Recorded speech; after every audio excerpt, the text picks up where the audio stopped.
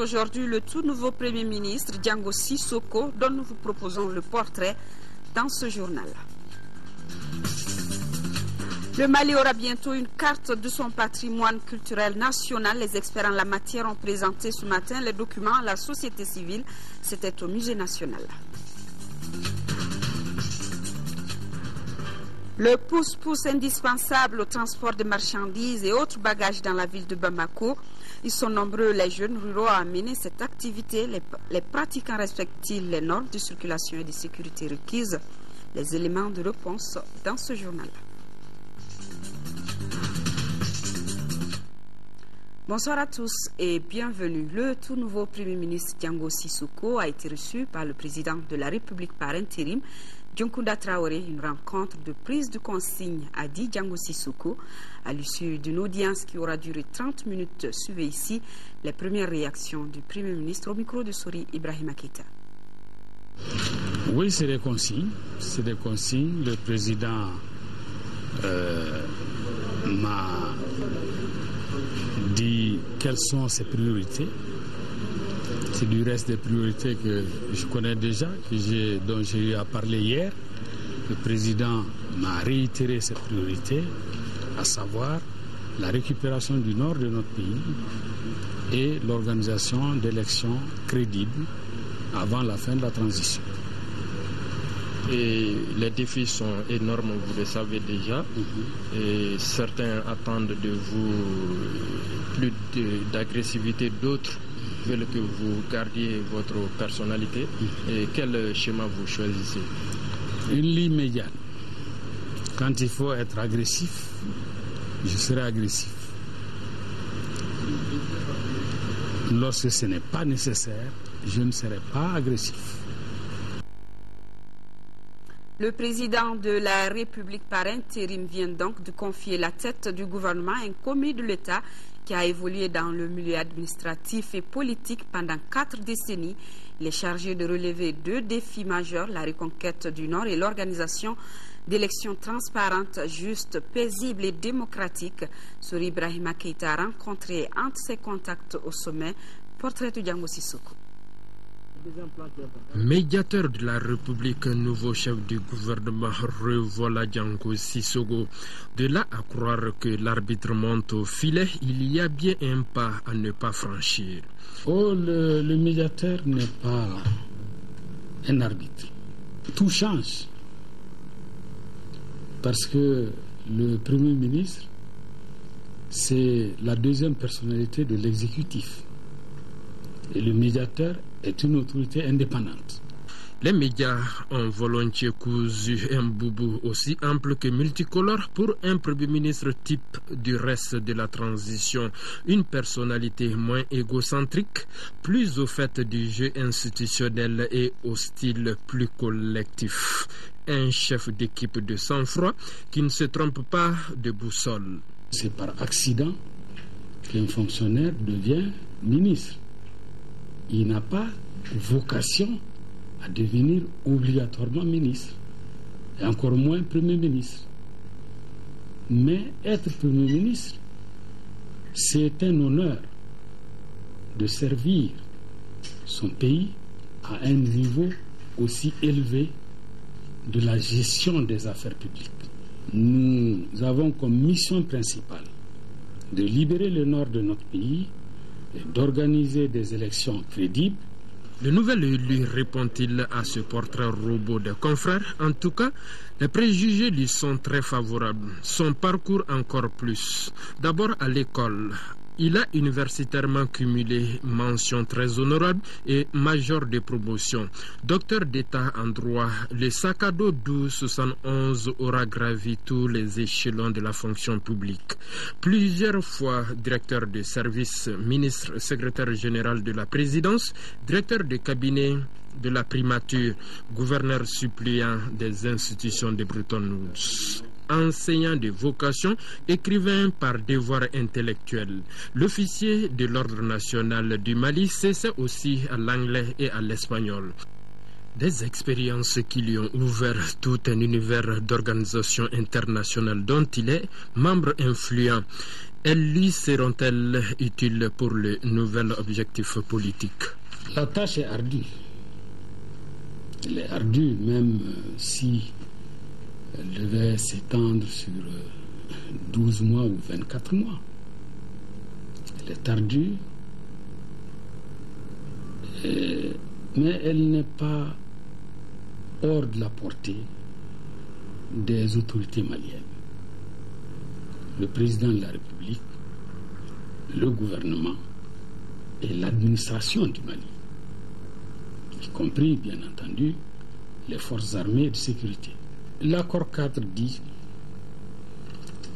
le Premier ministre, le président de la République doivent former un gouvernement de transition, un gouvernement d'union nationale composé de personnalités consensuelles.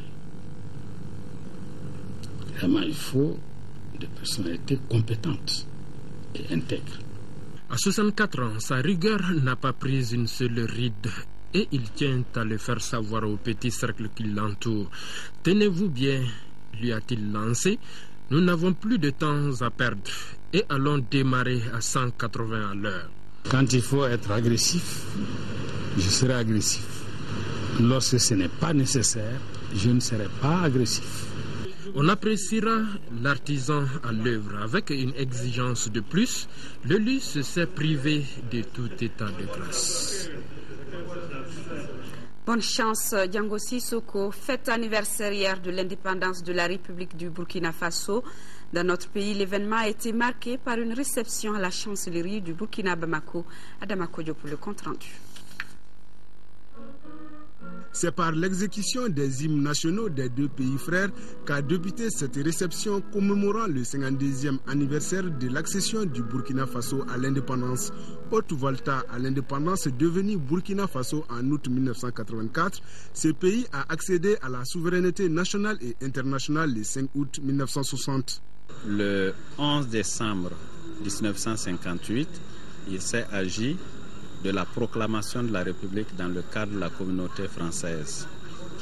Et comme au mois d'août, il pleut, c'est une période de soudure. Les autorités ont décidé que chaque année, nous allons fêter les deux fêtes le 11 décembre, c'est-à-dire la proclamation de la République et la fête de l'indépendance le 11 décembre, parce que c'est après les récoltes, c'est l'abondance. Ce 52e anniversaire intervient au moment où le voisin qu'est le Mali traverse une période difficile de son histoire, une situation à laquelle son voisin ne peut être insensible. Pour pouvoir nouer les nœuds du dialogue, pour pouvoir nouer les fils du dialogue, il faut garder une position de neutralité. Et c'est ce que le Burkina Faso fait. Essaie de parler à l'ensemble des parties concernées pour que, ensemble, nous puissions construire et atteindre la paix. Lors de la cérémonie, 3 Burkinabés ont été décorés chevaliers de l'ordre du mérite pour avoir rendu d'énormes services à la diaspora du pays. La soirée a été agrémentée par un défilé de mode sur l'artisanat du Faso et par les troupes musicales Nongtaba, Balafon et Orodara.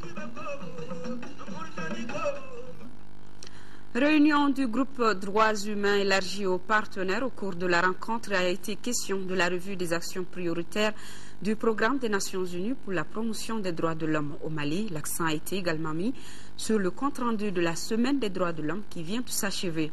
Pour plus de précision, nous allons écouter Omer Kamamewe, chargé de droits de l'homme au bureau du coordinateur résident du système des Nations Unies au Mali. Il est au micro de Adama Djimdi.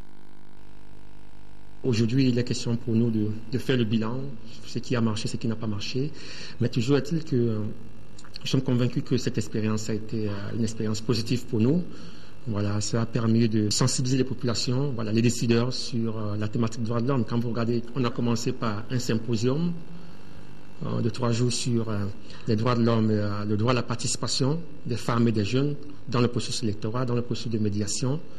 Dans le processus de prise de décision, c'était un moment fort de dialogue direct avec les populations, de sensibilisation des populations sur les droits de l'homme, surtout en cette période de crise. Toutes nos attentes sont comblées. Moi, je parle du point de vue que partenaire technique et financier du gouvernement dans l'organisation de cette semaine. Donc, je crois que les objectifs ont été atteints. Il s'agissait de contribuer à la sensibilisation de la population. Donc, sortir la thématique des droits de l'homme, des livres, des tests, des universités, pour la rendre, pour la mettre auprès des populations directement. On a effectué une visite à la Cour suprême, le coordinateur résident de la Cour suprême a rencontré les juges, a échangé avec eux sur l'état des droits au Mali. Ça, c'est important. Le même coordinateur résident, accompagné des ONG nationales et internationales et du ministère de la Justice, sont allés à la commune 3. Vous savez, le rôle de la commune 3, le tribunal de la commune 3. Le tribunal de la commune 3, c'est une sorte de vitrine. C'est le tribunal qui gère toutes les questions majeures. Le centre hospitalier universitaire IOTA examine son bilan à mi-parcours. Après 9 mois d'exercice, les administrateurs ont une vision claire de la situation financière et administrative de l'établissement. Ils ont décelé une meilleure santé dans les domaines prioritaires de l'Institut, selon notre reporter Al-Husseini Touré. Les soins ophtalmologiques, la formation et la recherche sont les principales activités de l'Institut d'ophtalmologie tropicale de l'Afrique, un institut qui s'oriente vers une amélioration de ses prestations. La présente session, qui porte un regard sur les 9 mois écoulés, affiche les ambitions de l'établissement. Face aux enjeux de la qualité hospitalière, exigence croissante des patients, l'inévitable allocation optimale des ressources, il apparaît indispensable que l'hôpital s'oriente vers une politique et plus particulièrement une qualité des soins. À l'issue de cet exercice à mi-parcours, le centre hospitalier universitaire de l'IOTA présente un bilan jugé satisfaisant par les membres du conseil d'administration. Comme motif de satisfaction, l'acquisition d'un nouvel équipement qui va réduire considérablement les évacuations. Nous avons acquis un microscope opératoire qui fait une chirurgie spéciale qu'on appelle la chirurgie du segment postérieur, donc la chirurgie du décollement de rétine. Actuellement, cette chirurgie du décollement de rétine se fait ici à l'IOTA. Par ailleurs, malgré la crise que connaît le pays, le CHU de l'IOTA fait bonne figure avec un total de 67 étudiants recrutés dans 11 pays francophones. 37 000 consultations ont été effectuées alors que la réalisation globale des ressources pour cette période est d'environ 1,5 milliard de nos francs. Le conseil d'administration, par ma voix, demande à l'IOTA et à l'ensemble de son personnel de se donner les mains et de rester soudés pour les idées promotionnelles de leur structure et d'éviter tout ce qui peut les distraire ou les diviser et les dévier de leurs objectifs. Les administrateurs ont également examiné le budget et le plan opérationnel pour l'année 2013. La Croix-Rouge française et ses partenaires viennent de lancer un nouveau projet. Il intervient dans le domaine de la santé maternelle et néonatale. Initié lors du sommet du G8 au Canada, le projet a une durée de 4 ans et couvrira le Mali, la Mauritanie, le Niger et le Tchad. Garibou Pérou. Si la maternité est souvent une expérience positive et satisfaisante, elle est pour beaucoup de femmes synonyme de souffrance, de maladies et même de décès en cas de complications. Il est cependant impératif d'accorder une priorité pour améliorer la santé de la mère et des nouveau-nés. La cérémonie qui nous réunit aujourd'hui revêt pour nous une importance capitale. Il s'agit du lancement officiel du projet Amélioration de la santé maternelle et néonatale en commune 1 du district de Bamako. Nous en sommes fiers. La naissance de ce projet entre en droite ligne dans la lutte contre la pauvreté et la lutte contre les maladies des mères, des nouveau-nés et des femmes en âge de procréer. Ce projet va intervenir en 2 phases. 1. Au niveau de l'offre par un renforcement. 2. Au niveau de la demande par l'amélioration des connaissances. Nous avons également entrepris des programmes d'urgence pour venir très vite au secours des familles dont les enfants sont atteints de malnutrition. Pour éviter les complications avant, pendant et après accouchement, les femmes doivent régulièrement fréquenter les centres de santé de référence et suivre les consultations prénatales. La spécificité de ce projet, en dehors des consultations prénatales, il y a aussi une prise en charge nutritionnelle. Nous sommes sûrs et convaincus que tous ceux-ci feront le meilleur d'eux-mêmes pour les orienter vers les centres de santé. Le projet santé maternelle et néonatale au Mali prend prendra en compte tous les aspects de la santé de la mère et de l'enfant. Il vient renforcer les capacités des centres de santé de référence, les centres de santé communautaires et confessionnels pour une couverture sanitaire globale. L'amicale des femmes de l'hôpital du Point G décidait à faire de leur établissement une référence en matière d'hygiène, une initiative qui vise à améliorer les conditions des patients aussi des travailleurs. Elles ont ainsi nettoyé les pavillons de soins et les alentours du centre hospitalier. Selon les responsables, cette activité doit être encouragée et soutenue. L'amicale des femmes du CHU du Point G propose l'institution d'un concours de salubrité entre tous les centres de santé de la capitale, voire du pays. Voilà donc l'amicale des femmes de l'hôpital du Point G décidé à faire de leur établissement une référence en matière d'hygiène.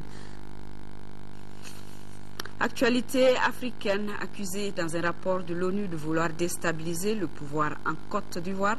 Les pro-Gbagbo exilés au Ghana se disent ouverts au dialogue avec le président Ouattara. Ils démentent tout de même toute tentative de déstabilisation du pays. C'étaient des lieutenants de Laurent Gbagbo, des anciens ministres aujourd'hui en exil au Ghana. Comme eux, une trentaine d'ex-membres du gouvernement se trouveraient à Accra. Certains sous le coup de mandat d'arrêt émis par la justice ivoirienne. Alors les appels à la réconciliation lancés par Alassane Ouattara, il n'y croit pas vraiment. Si tous ceux avec lesquels on doit discuter, on doit poser des actes, tous ceux-là sont arrêtés, sont pourchassés, sont contraints en exil, sont empêchés de tenir même une réunion. Alors voilà, donc je pense que ce sont des appels qui sont lancés comme ça parce que ça fait chier, parce que les bailleurs de fonds qui veulent investir dans le pays ont besoin d'un tel discours. La réconciliation, eux, affirment pourtant la vouloir. Et même s'ils continuent de poser comme condition la libération de Laurent Gbagbo détenu par la Cour pénale internationale, ils se disent prêts à discuter avec Alassane Ouattara.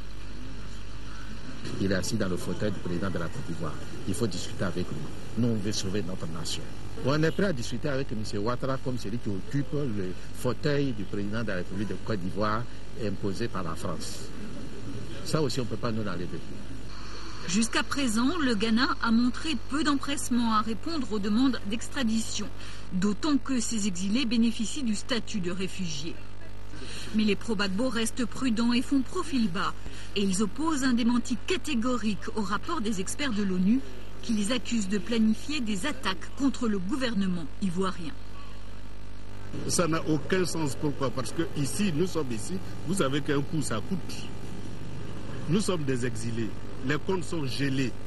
Pour survivre, nous avons des difficultés. Alors, financer un coup d'État, vaut mieux financer notre survie.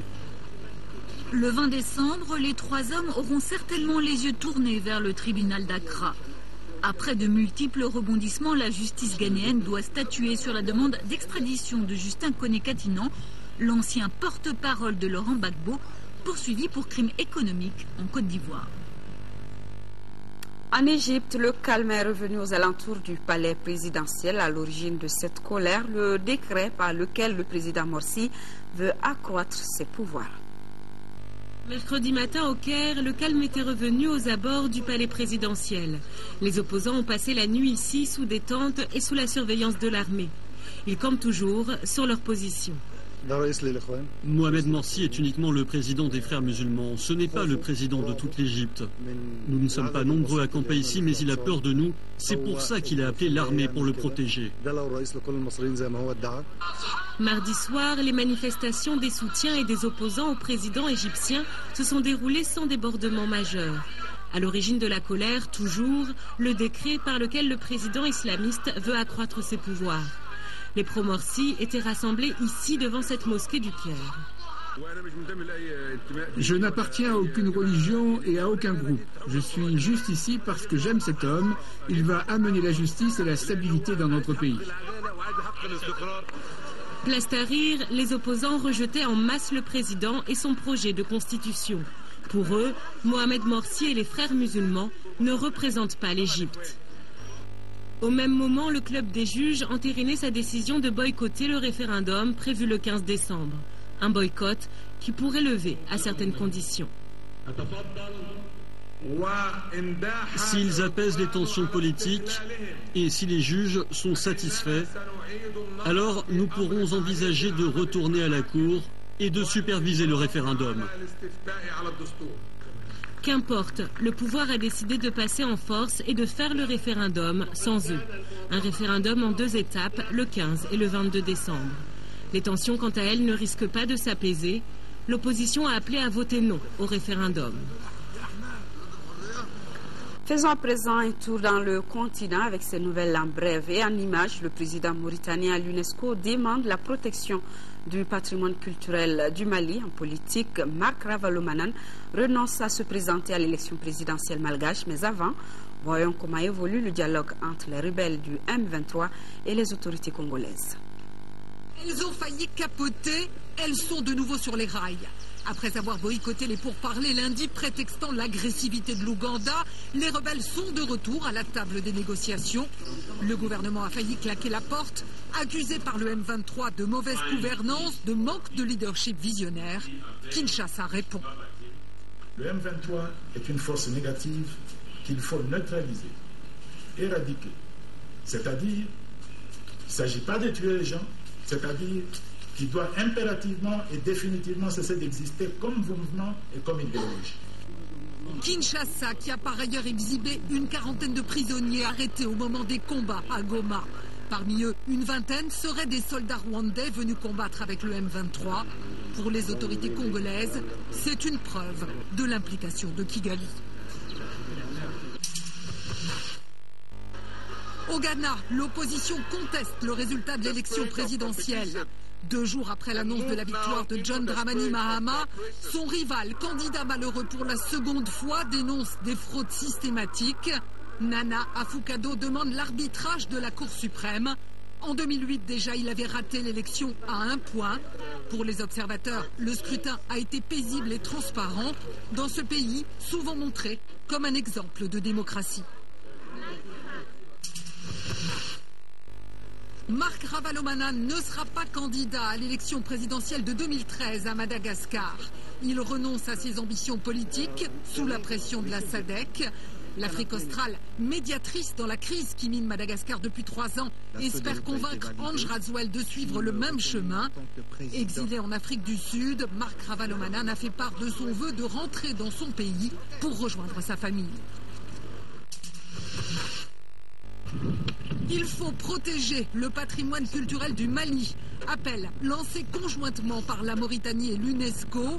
De passage à Paris, le président mauritanien demande à la communauté internationale de s'unir pour sauvegarder les trésors de Tombouctou détruits par les islamistes. Nous exprimons nos vifs souhaits pour que la crise qui règne au Mali soit résolue dans les plus brefs délais et que les événements qu'elle engendre épandent l'héritage commun de l'humanité. Nouakchott invite les États à prévenir le trafic illicite de biens culturels en provenance de Tombouctou. Et justement, le patrimoine culturel du Mali est menacé. Les autorités sont à pied d'œuvre pour protéger ce qui en reste. Un souci partagé donc par l'UNESCO qui est en train d'aider dans la mise en place d'un passeport et d'une carte du patrimoine culturel national du Mali. Les experts en la matière ont présenté les documents ce matin à la société civile. Demain, les mêmes documents seront présentés aux forces armées et de sécurité avant d'être adoptés. Nando Dambélé.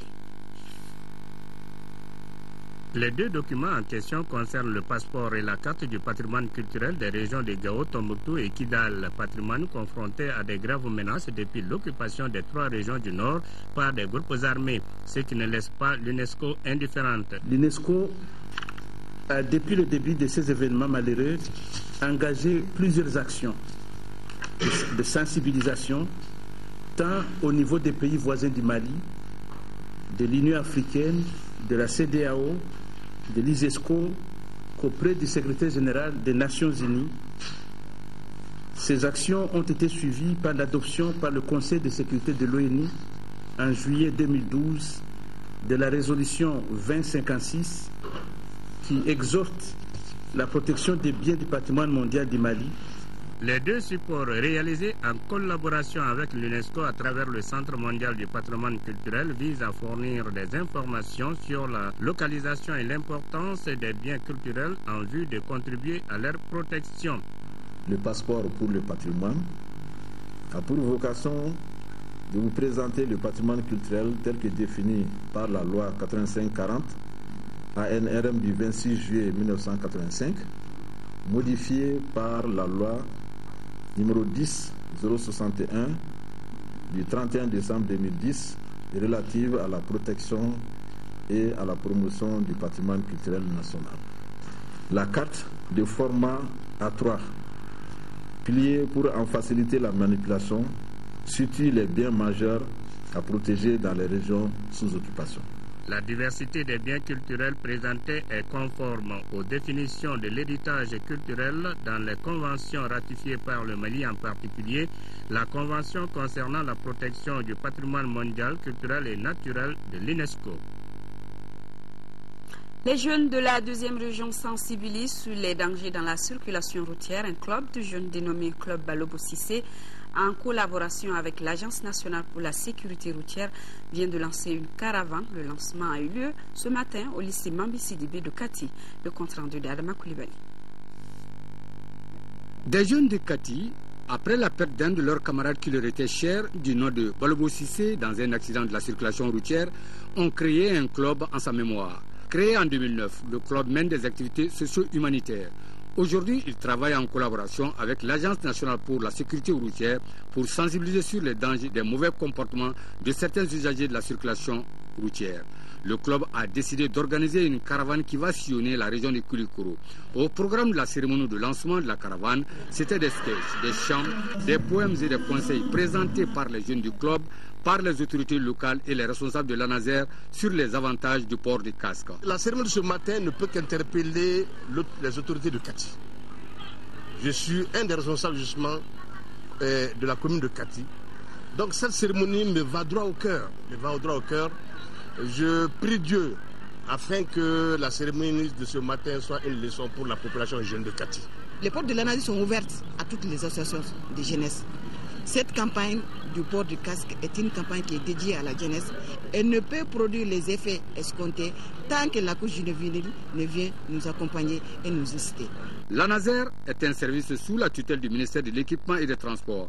Le représentant du ministre des Transports a signalé que Kati est parmi les villes qui enregistrent les taux les plus élevés des accidents. Kati, qui sera bientôt sillonné par les caravaniers, a recensé en 2011 sur ces routes 1169 victimes, dont 107 tués. Nous restons sur les routes. Le pousse-pousse qui devient de plus en plus indispensable dans le transport des marchandises et autres bagages dans la ville de Bamako. Ils sont nombreux les jeunes ruraux à mener cette activité. Le gain journalier varie entre 3 000 et 5 000 francs CFA. Mais le métier est-il exercé dans les règles de l'art? Les pratiquants respectent-ils les normes de circulation et de sécurité requises? Tiemogo Konate nous donne les éléments de réponse dans ce dossier. Le transport des marchandises et autres bagages dans la circulation à l'aide des pousse-pousse est une activité génératrice de revenus à laquelle s'adonnent bon nombre de jeunes à Bamako. Un tour au centre-ville suffit pour s'en rendre compte. Ils sont majoritairement des ruraux. Parce que ni fa fila bɛ gɛlɛyara mɔgɔninfin kan i bɛ boli i b'a ɲɛɲini fa dɔ fɛ a bɛ se ka nɔgɔya ma côté min kan mais moi an nanen yan nɔ sisan vraiment an bɛ baara dɔɔni min kɛ an b'o lase an fana an baw ma sɛnɛkɛla dun fana ma so ye. S'agissant des gains journaliers, ces jeunes peuvent obtenir 3 000 à 4 000 voire 5 000 francs CFA. ne donna karo baara la o wari man ca kosɛbɛ quoi o de kosɔn ne bɛ wotoro poussé. Don dɔ i bɛ dɔ sɔrɔ don dɔ yɛrɛ i bɛ se kɛ ale tɛ kɛmɛ sɔrɔ. Cependant, des difficultés demeurent. Gɛlɛya kɔni b'ara kɔni parce que polisiw b'a tɔɔrɔ et puis mobilitigiw yɛrɛ b'a tɔɔrɔ. Anw bɛ taa ni doni dɔ ye kɛmɛ ni 20 n'u y'anw sɔrɔ o sira kan u b'a fɔ anw ka 200, 300, 400 sara olu bɛ 1000 ni 200 fɔ.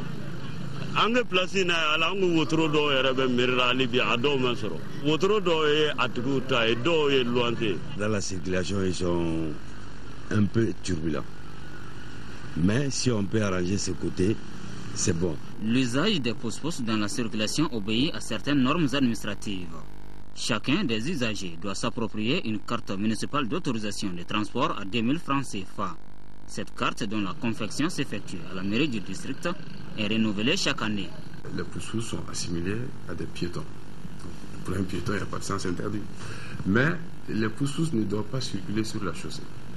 Ils doivent circuler et rester sur le trottoir. Hormis l'hypercentre de la ville, autour du marché aux roses, dans un rond d'environ 150-200 mètres.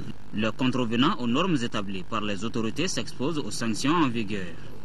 Et la mairie a des structures de contrôle pour ça, qui opèrent en ville, pour appréhender en tout cas les contrevenants en confisquant le matériel ou en dressant un procès verbal. Nous procédons à des contrôles de vérification des pièces administratives. Donc ça, c'est différent des infractions commises en matière dans le domaine strict de la circulation. Pour l'harmonisation du secteur, la mairie du district dit avoir consenti des efforts dans ce sens.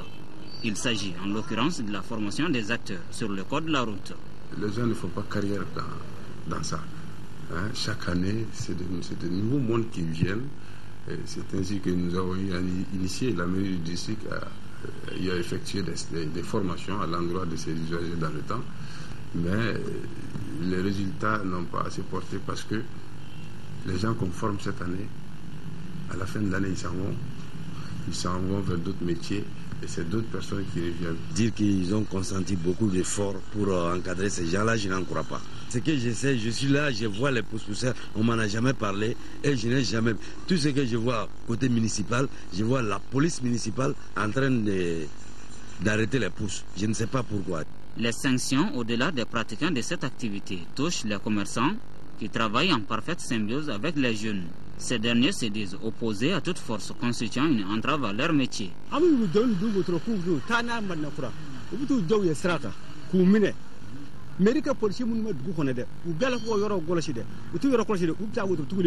Les effacer, c'est un handicap pour la société parce qu'ils sont utiles. Alors, dans le marché, les camions ne peuvent pas pénétrer parce qu'il y a de l'embouteillage. Ce n'est que les pousses qu'on fait évacuer les marchandises de boutiques en magasin, de magasin en boutique. Le respect des normes administratives et des passages appropriés et un sursaut de la part des autorités doivent être les maîtres mots pour éviter d'éventuelles disputes entre les deux parties et des embouteillages pouvant provoquer des accidents de la circulation. Chose que nous ne souhaitons pas. Ce rendez-vous à ne pas manquer sur votre télévision nationale. Le président du comité militaire de suivi de la réforme des forces de défense et de sécurité, le capitaine Amadou Aya Sanogo, s'exprime en langue bamanakan sur la démission de Cheikh Modibo Diarra du poste de Premier ministre. C'est dans une interview exclusive accordée à l'ORTM. Entretien réalisé par Marc Koulibaly sera diffusé juste après ce journal. Demain, 10h-13h, d'ici Soko, les éditions du soir seront présentées par Amara Malediallo. Merci de rester de cœur et d'action avec nos parents des régions du Nord vivant sous occupation. Ne les oublions pas. Bonsoir à tous.